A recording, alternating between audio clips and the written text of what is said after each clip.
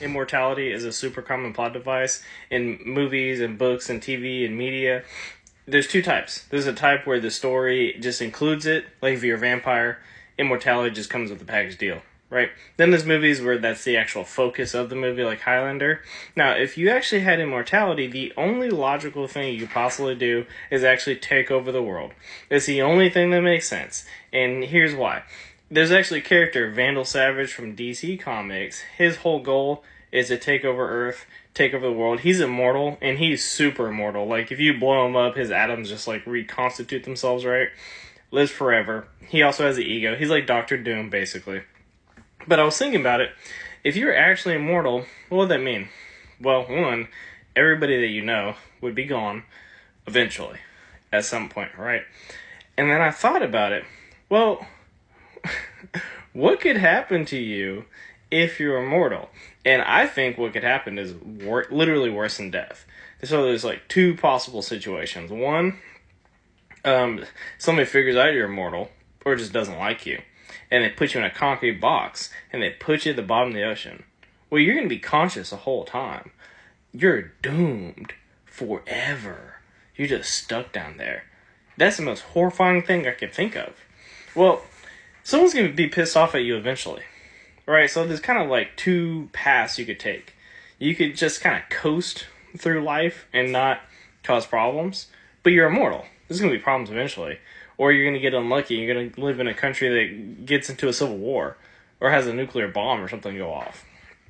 Also, if you're immortal, there might be a nuclear war. And then the planet is just a dust bowl. And there's no people. So you're just wandering a lifeless planet with no people and no animals forever. That's terrible. That's the worst thing that could ever happen ever. And you're going to experience it forever. Forever.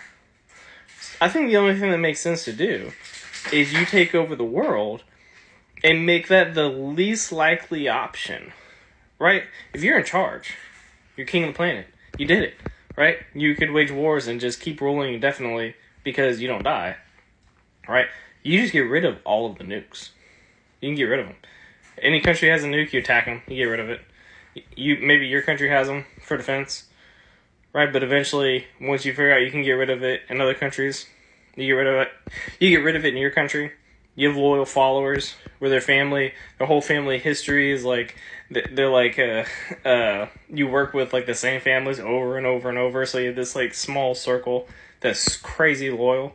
So nobody puts you in a concrete box and puts you in the bottom of the ocean. This is the worst.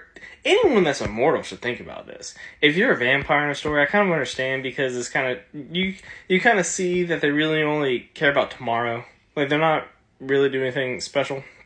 Except for Dracula.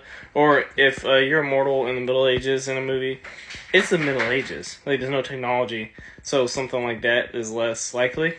But if you're in a story and you're immortal right now, I would be thinking about that night and day. I'd be like, oh no. Maybe not right away. Maybe the first 100 years, you don't think about it. But then after 100 years, you're like, ooh, things could go bad for me forever. And you don't die. You don't get the benefit of just not knowing what's afterwards or just stop existing. You know, that doesn't seem as bad as being in a concrete box or just walk around an endless desert, doomed for all of eternity.